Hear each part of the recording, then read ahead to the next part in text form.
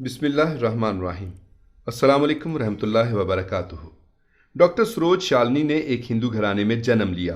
वो न सिर्फ खुद एक माहिर अमराज क़ल्ब हैं, बल्कि एक माहिर अमराज क़ल्ब प्रोफेसर की बेटी भी हैं।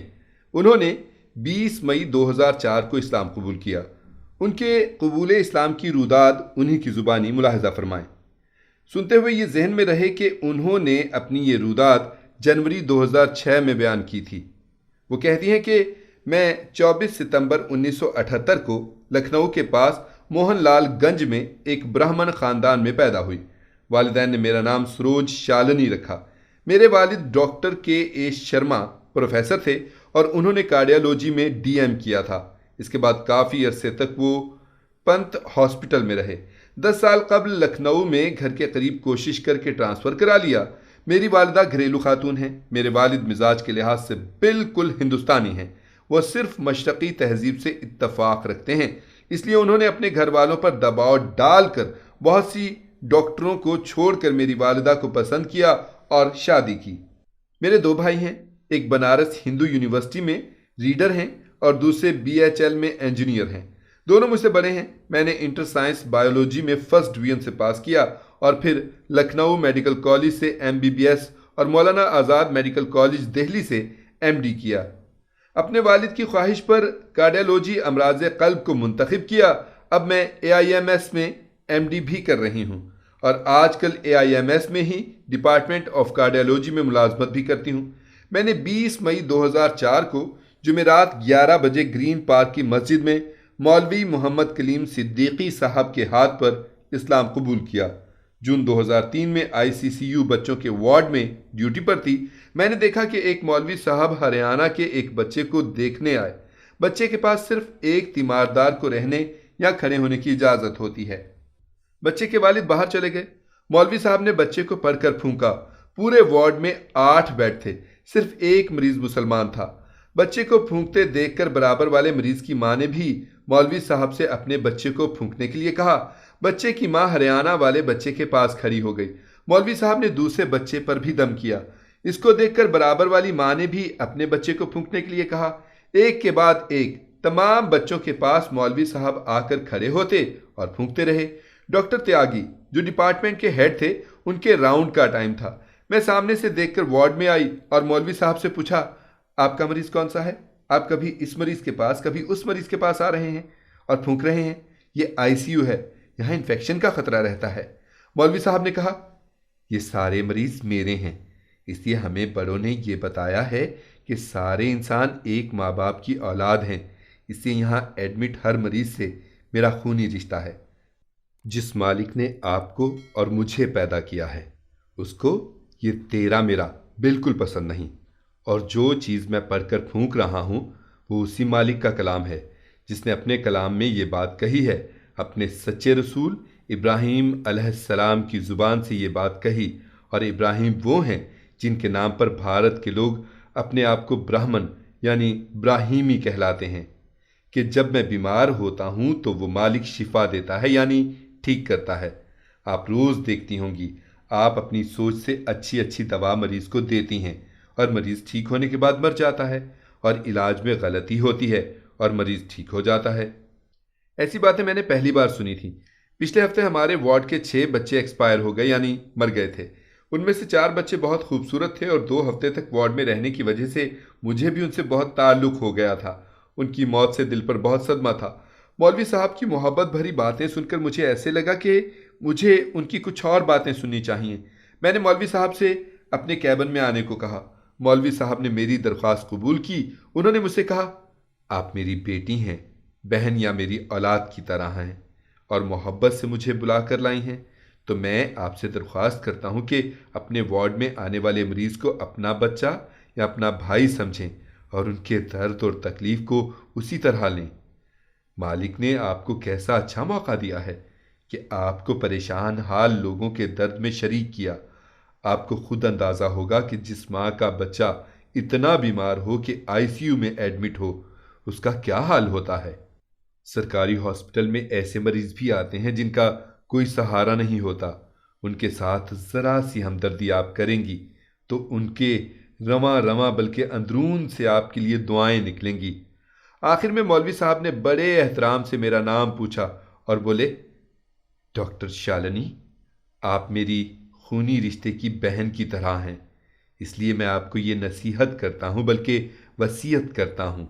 और वसीयत उसको कहते हैं जो कोई मरने वाला अपने बच्चे से मरने के वक्त अपनी आखिरी बात के तौर पर कहता है कि आप वार्ड में आने वालों का इलाज सबसे बड़ी पूजा समझकर करें। आपको सैकड़ों साल की मुश्किल इबादत में मालिक के यहाँ वो जगह नहीं मिलेगी जो किसी परेशान हाल मरीज और उसके मुसीबत ज़दा वालिदैन को तसल्ली देने से मिलेगी। मैंने मौलवी साहब का बहुत शुक्रिया अदा किया और वादा किया कि मैं कोशिश करूंगी। मौलवी साहब चले गए। डॉक्टर साहब के राउंड के बाद मैंने पानीपत हरियाणा के उस बच्चे के बाप से मालूम किया कि ये मौलवी साहब कौन हैं। उसने बताया कि ये हमारे हजरत जी हैं, ये बहुत अच्छे आदमी हैं, इनके हाथों पर हज़ारों हिंदू मुसलमान हो चुके हैं। काफ़ी दिनों तक मौलवी साहब की बातों का मेरे दिल पर असर रहा, ख़ास तौर पर यह बात कि ये सारे मरीज़ मेरे हैं। जिस मालिक ने हमें पैदा किया है उसको ये तेरा मेरा पसंद नहीं। मैंने भी ये महसूस किया कि मौलवी साहब के फूंकने से मरीजों की हालत में अजीब फ़र्क आया है और सारे मरीज ठीक होकर वार्ड से गए। लेकिन कुछ दिन गुजरने के बाद जहन से बात निकल गई। मौलाना आज़ाद मेडिकल कॉलेज दिल्ली में मेरी एक room partner doctor Reena Sehgal थी। गायनी में एमएस करने के बाद वो सफदरजंग हॉस्पिटल में गायनी डिपार्टमेंट में मुलाजिम हो गई थी। हम लोगों में खासी दोस्ती है। एक दिन उन्होंने मुझे खाने पर बुलाया। उनके यहाँ मुसलमान काम करने वाली आती थी, वही खाना वगैरह बनाती थी। मैंने उनसे कहा, तुमने मुसलमान खाना बनाने वाली क्यों रखी है, तुम्हें कोई हिंदू नहीं मिली?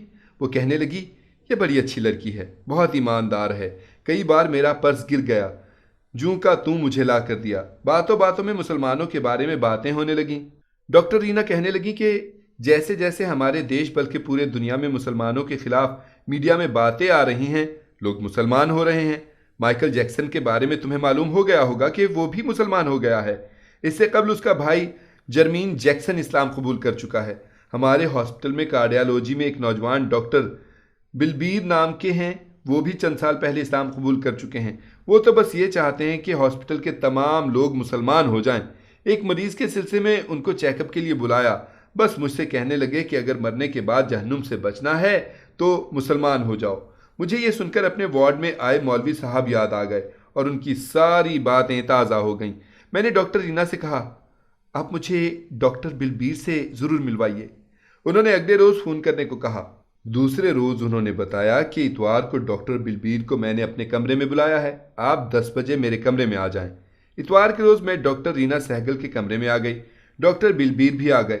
सांवले रंग के बहुत ही संजीदा नौजवान, जैसे किसी गहरी सोच में गुम हो। मैंने उनसे मालूम किया, आपने कितने दिन पहले इस्लाम कबूल किया? उन्होंने बताया कि 8-9 साल पहले। मैंने वजह मालूम की तो उन्होंने कहा कि सिर्फ और सिर्फ इस्लाम ही सच्चा और सबसे पहला और सबसे आखिरी दीन है, और इस्लाम के बगैर मरने के बाद की ज़िंदगी में ना तो मुआफ़ी है ना निजात, और हमेशा हमेशा की जहन्नुम है। और इस्लाम कबूल करना आपके लिए भी उतना ही ज़रूरी है जितना मेरे लिए। मैंने मालूम किया, आपने नाम भी बदल लिया है? उन्होंने कहा, हाँ, मेरा इस्लामी नाम वली अल्लाह है, जिसके मानी है अल्लाह का दोस्त। मैंने उन्हें बताया कि 1-1.5 साल पहले मेरे वार्ड में एक मौलवी साहब आए थे। उन्होंने मुझसे कुछ बातें की थीं, वो आज तक मेरे दिल को लगी हुई हैं। वो वार्ड के हर मरीज़ को फूंक रहे थे। मेरे मालूम करने पर कि आपका मरीज़ कौन सा है, उन्होंने कहा कि सारे मरीज़ मेरे हैं, हम सब एक माँ बाप की औलाद, खूनी रिश्ते के भाई हैं। ये तेरा मेरा पैदा करने वाले मालिक को बिल्कुल पसंद नहीं। डॉक्टर बिलबीर कहने लगे, मौलवी साहब ने ये बातें बिल्कुल सच्ची कही थीं। ये तो हम सब के रसूल हज़रत मोहम्मद मुस्तफ़ा सल्लल्लाहु अलैहि वसल्लम ने अपने आखिरी हज के खुतबे में कही थी। मैंने पूछा, क्या वो खुतबा छपा हुआ मिलता है? उन्होंने कहा, हाँ, हमारे नबी करीम सल्लल्लाहु अलैहि वसल्लम का हर बोल पूरी तरह महफूज है और छपा हुआ मिलता है। मैं डॉक्टर रीना के हाथ आपको भिजवा दूंगा। 2-4 रोज़ के बाद डॉक्टर रीना सहगल ने मुझे वो पम्फलेट, जिसमें हज़रत मोहम्मद मुस्तफ़ा सल्लल्लाहु अलैहि वसल्लम के आखिरी हज का खुतबा इंग्लिश ट्रांसलेशन के साथ था, ला कर दिया। उसको पढ़कर मैं हैरान रह गई। ख़ास तौर पर औरतों के बारे में बार बार उनकी चर्चा मेरे दिल को लग गई। मुझे मौलवी साहब की याद आई और ख़्याल पैदा हुआ कि अच्छा होता कि मैं मौलवी साहब का पता ले लेती। मैंने हॉस्पिटल में पुराने मरीज़ों की फ़ाइलें तलाश की कि पानीपत के मरीज़ का पता मिल जाए, तो मैं खुद मरीज़ के घर जाकर मौलवी साहब का पता मालूम करूं, मगर मुझे पता ना मिल सका। मुझे इस्लाम को पढ़ने और इस्लाम के बारे में जानने का शौक़ हो गया था। मैंने डॉक्टर बिलबीर को फ़ोन किया और उनसे मिलने के लिए वक्त तय किया। सदरजंग हॉस्पिटल जाकर उनके वार्ड में उनसे मिली और उनसे इस्लाम के बारे में लिटरेचर देने को कहा। दूसरे रोज़ वो मेरे हॉस्पिटल आए और मुझे एक छोटी सी किताब आपकी अमानत आपकी सेवा में हिंदी में दी और कहा कि इस्लाम की ज़रूरत और इसके बारे में जानने के लिए छोटी सी किताब 100 किताबों की एक किताब है।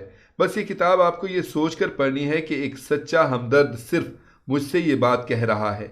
आप किताब पढ़ेंगी तो आपको खुद ऐसा लगेगा। मैंने उस किताब के मुसन्निफ के हाथ पर ही इस्लाम कबूल किया है। किताब के 2 लफ्ज़ किताब की जान हैं। उनको पढ़कर आप किताब और किताब लिखने वाले को जान जाएंगी। डॉक्टर बिलबीर ने मुझे बताया कि वो दिल्ली के पास यूपी के एक शहर के राजपूत ख़ानदान से ताल्लुक़ रखते हैं। किताब देकर और कुछ देर चाय वगैरह पी कर वो चले गए।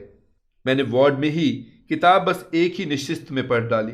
किताब पढ़कर मुझे मौलवी साहब की बहुत याद आई। किताब ने मेरे दिल में अपनी जगह बना ली थी। मैंने किताब पढ़कर डॉक्टर बिलबीर को फ़ोन किया और उनसे कहा, किताब के मुसन्निफ की कोई और किताब मुझे दीजिएगा, और अगर उनसे मुझे आप मिला सके तो आपका मुझ पर बड़ा एहसान होगा। 4 रोज़ बाद 18 मई की तारीख थी। डॉक्टर बिलबीर का फ़ोन आया। उन्होंने बताया कि अगर आप छुट्टी लेकर आ सकती हैं तो आपकी अमानत आपके मुसन्निफ मौलवी मोहम्मद करीम सिद्दीकी साहब से ग्रीन पार्क की मस्जिद में मुलाकात हो जाएगी। मैं फ़ौरन तैयार हो गई। हम ऑटो से ग्रीन पार्क की मस्जिद में पहुंचे। मौलवी साहब 11 बजे के बजाय 10:30 बजे ही वहां पहुंच गए थे। उनको आगे सफ़र करना था। मौलवी साहब को देखकर मुझे इतनी खुशी हुई कि मैं इसे कभी नहीं भूल सकती। जब मैंने देखा कि आपकी अमानत के मुसन्निफ मौलवी मोहम्मद कलीम वही मौलवी साहब हैं जो 1.5 साल पहले मेरे वार्ड में हरियाणा के बच्चे को देखने आए थे और जिनको मैं इस कदर तलाश कर रही थी, तो मोहब्बत और अकीदत से मैं मौलवी साहब के कदमों में गिर गई। मौलवी साहब ने सख्ती से मना किया और मुझसे कहा, अब क्या देर है? आपकी अमानत पढ़ने के बाद भी आपको कोई शक रह गया है? हालांकि मैं मौलवी साहब से सिर्फ मिलने ही आई थी, मगर मैं खुद को रोक ना सकी और मैंने मौलवी साहब से कहा, मैं मुसलमान होने ही आई हूँ। मौलवी साहब बहुत खुश हुए और मुझे फ़ौरन कलमा पढ़ाया और मेरा इस्लामी नाम सरोज शालनी की जगह सफ़िया शालनी रखा। मौलवी साहब ने मुझे कुछ किताबें लिख कर दी और नमाज याद करने और पढ़ने की ताकीद की। मौलवी साहब ने मुझे इस्लाम का ऐलान करने से सख्ती से मना कर दिया, मगर फिर भी मैंने अपने ख़ास मिलने वालों से जिक्र कर दिया। कभी कभी मुझे बहुत जोश सा भी आता है कि इस्लाम ही जब हक़ है तो उसे छुपाना और डर डर कर जीना कैसा। फिर मुझे ये ख्याल आ जाता है कि जिस इंसान की बदौलत मुझ गुनाहगार और खुदा से नाआशना को इस्लाम की रोशनी मिली है, उसकी नसीहत से मुँह कैसे मोड़ सकती हूँ। मैंने अपने इस्लाम कबूल करने के बारे में अपनी सहेली डॉक्टर रीना सहगल को न सिर्फ बता दिया, बल्कि मैं और डॉक्टर वली अल्लाह दोनों उनको मुसलसल इस्लाम की दावत देने लगे और अल्हम्दुलिल्लाह उन्होंने भी कलमा हक पढ़ लिया। मगर वो शादीशुदा हैं। उनके शौहर डॉक्टर BK सहगल अपना क्लिनिक करते हैं, बड़े सख्त मजहबी घराने से ताल्लुक़ रखते हैं और उधर चंद सालों से वो राधा स्वामी संघ से भी जुड़े हुए हैं, इसलिए उनकी वजह से वो दबी हुई हैं। असल में डॉक्टर वली अल्लाह खुद दिल के मर्ज में मुब्तला हो गए। उनको एक ऐसी बीमारी हो गई जिससे रफ्ता रफ्ता दिल कमज़ोर हो जाता है और फिर उसमें पीस मेकर लगाना पड़ता है। वो अपने इलाज के सिलसिले में मुझसे ज़्यादा राब्ते में रहे। मैंने उनके इलाज में बहुत दिलचस्पी ली। उनकी शादी एक सरकारी मुलाजमत में लगी लड़की से हुई। उन्होंने उसको शादी से पहले बता दिया था और ये भी तय कर लिया था कि पहले मुसलमान होकर निकाह करना होगा, फिर ख़ानदानी रवाज के मुताबिक शादी होगी। उन्होंने उसे कलमा पढ़वा कर निकाह भी किया, मगर बाद में वो इस्लाम की तरफ ज़्यादा दिलचस्पी ना रख सकी। उसकी मुलाजमत भी उसमें हायल रही। इस्लाम से उनकी बीवी की अदम दिलचस्पी उनको घिन की तरह खाती रही और वो दिल के मरीज़ हो गए। एलोपैथिक इलाज कारगर ना हुआ तो मौलवी साहब ने उनको यूनानी दवा और कुछ खमीरे वगैरह बताए। अल्लाह का करम है कि वो 2 माह में बिल्कुल ठीक हो गए। मौलवी साहब ने उनको मशवरा दिया कि वो अरब मुल्क चले जाएं और अपनी बीवी को वहीं बुला लें, उसको साजगार माहौल मिल जाएगा। अल्लाह का शुक्र है कि उनको सऊदी अरब में मुलाजमत मिल गई और अब गुज़श्ता माह उन्होंने अपनी बीवी को भी वहीं बुला लिया है। उनके जाने से उनका मसला तो हल हो गया, मगर मैं अकेली सी हो गई। डॉक्टर रीना, जिनका नाम फातिमा रखा गया था, उनके शौहर पर डॉक्टर वली अल्लाह काम कर रहे थे। इसमें कमी आ गई। मैं ज़रा खुलकर उनसे बात नहीं कर सकती थी। मैंने अपने कबूल इस्लाम के बारे में अपने वालिद साहब को साफ साफ बता दिया। उन्होंने खुशदिली से तो कबूल नहीं किया, मगर रफ्ता रफ्ता उनकी नागवारी कम होती गई। मेरे वालिद साहब मेरी शादी के सिलसिले में 6-7 साल से फ़िक्रमंद थे। बहुत अच्छे अच्छे रिश्ते खुद उनके शागिर्दों के आए, मगर मेरे अल्लाह को कुछ और ही मंजूर था। इसलिए मैं खुद को तैयार ना कर सकी और डीएम करने का बहाना करके मना कर दिया। मैंने मौलवी साहब से कई बार अपने इस्लाम के ऐलान की इजाज़त मांगी, मगर उन्होंने खामोशी से घर वालों पर काम करने को कहा। जब मैंने अपनी नमाज रोज़े की तकलीफ़ का जिक्र किया तो मौलवी साहब ने डॉक्टर वली अल्लाह के जाने के बाद मुझे भी किसी अरब मुल्क में मुलाजमत के बहाने जाने के लिए कहा, और डॉक्टर वली अल्लाह साहब से भी उन्होंने फ़ोन पर किसी जगह के लिए बात की। अल्हम्दुलिल्लाह, जद्दा में किंग अब्दुल अजीज़ हॉस्पिटल में मेरा तकर्रर हो गया और मुझे 2 साल के लिए छुट्टी मिल गई। 3 माह से तैयारी के सिलसिले में छुट्टी पर हूँ। पीजीआई चंडीगढ़ के एक सर्जन डॉक्टर असद फरीदी, जो अपने हॉस्पिटल की तारीख में शेरवानी और दाढ़ी वाले पहले इकलौते डॉक्टर थे, उनसे रिश्ते के सिलसिले में मौलवी साहब ने एक बार मुझसे मालूम किया कि अगर आप राज़ी हों तो मैं कोशिश करूं। मैंने मौलवी साहब से कहा कि मेरे लिए तो इससे ज़्यादा खुशी की कोई बात नहीं हो सकती, मगर एक तरफ तो आप इस्लाम का ऐलान करने की इजाज़त नहीं देते, दूसरी तरफ निकाह के लिए मुझसे मालूम कर रहे हैं। ये फ़ैसला किस तरह हो सकता है? उन्होंने मुझसे कहा कि आप राज़ी हों तो मैं ये मसला भी हल करता हूँ। मैंने मंजूरी दे दी। उन्होंने डॉक्टर असद और उनके वालिदैन से मुझे मिलाया। दोनों तरफ के लोग बहुत मुतमिन और खुश हुए। उन्होंने चंद लोगों को बुलाकर मेरा निकाह कर दिया। अल्लाह का करना, डॉक्टर असद की पोस्टिंग भी जद्दा किंग अब्दुल अजीज़ हॉस्पिटल में हो गई। उन्होंने अप्लाई कर रखा था। वो जद्दा दिसंबर 2005 में चले भी गए। मेरा वीज़ा वगैरह आने वाला है, अल्लाह करे जल्दी आ जाए। मेरी ख्वाहिश है कि अल्लाह ताला इसी साल हज करा दे। मेरे अल्लाह का शुक्र है कि इस्लाम की हर बात मुझे अंदर से पसंद है। सच्ची बात यह है कि इस्लाम मेरे अंदर का फितरी मजहब है। जब मैंने सुना कि मेरे शौहर डॉक्टर पीजी की तारीख में शेरवानी और दाढ़ी वाले पहले डॉक्टर हैं, तो मेरा दिल चाहा कि मैं इस्लाम का ऐलान करके बुर्का ओढ़ लूँ और all India medical institute of medical sciences में बुर्के वाली पहली डॉक्टर बनूँ। मगर मौलवी साहब ने मेरे इस जज्बे की बहुत हौसला अफजाई करने के बावजूद मुझे ऐसा करने से रोक दिया और 2-4 साल के लिए सऊदी अरब जाने को कहा। मेरा ख्याल है, और मुझे इस ख्याल से भी मज़ा आता है, कि पूरे हॉस्पिटल में पहली और अकेली बुर्के वाली नौ मुस्लिम डॉक्टर की मौजूदगी यकीनन पूरे हॉस्पिटल के लोगों को इस्लाम को जानने की तरफ ज़रूर राग़िब करेगी। मेरा निकाह तो अचानक ही हो गया, मगर मौलवी साहब ने मेरे वालिद वालिदा को जब लड़का दिखाया और बताया कि 1 पैसा या अंगूठी के जहेज़ के बगैर ये शादी हो गई है और समाज के झगड़े से बचने के लिए ये करेंगे कि पहले डॉक्टर असद फरीदी सऊदी अरब जाएंगे और बाद में डॉक्टर शालिनी जाएंगी। किसी को पता भी ना लगेगा और बाद में ये ख्याल होगा कि सऊदी अरब जाकर ये शादी हुई होगी। इस तरह बरादरी और अजीज़ों को ज़्यादा बुरा नहीं लगेगा। वो राज़ी हो गए। ख़ुसूसन डॉक्टर असद को देखकर बहुत खुश हुए। बार बार मुझसे मेरे वालिद कहते कि शालिनी, तेरी किस्मत बहुत अच्छी है, चाँद सा दूल्हा तुझे मिल गया है। वाकई वो मुझसे बहुत ज़्यादा खूबसूरत हैं। वो डॉक्टर असद को दिल्ली एयरपोर्ट तक छोड़ने आए और बहुत प्यार भी किया। बिलाशुबा मेरे अल्लाह का बहुत करम है। मैं जब भी ख्याल करती हूँ अपने अल्लाह के हुजूर सजदे में देर तक गिर जाती हूँ। वाकई मैं इस लायक कहाँ थी। कुफ्र व शिर्क के अंधेरे में मुझे इस्लाम नसीब हुआ। ये इस नाचीज़ पर मेरे मालिक का करम है।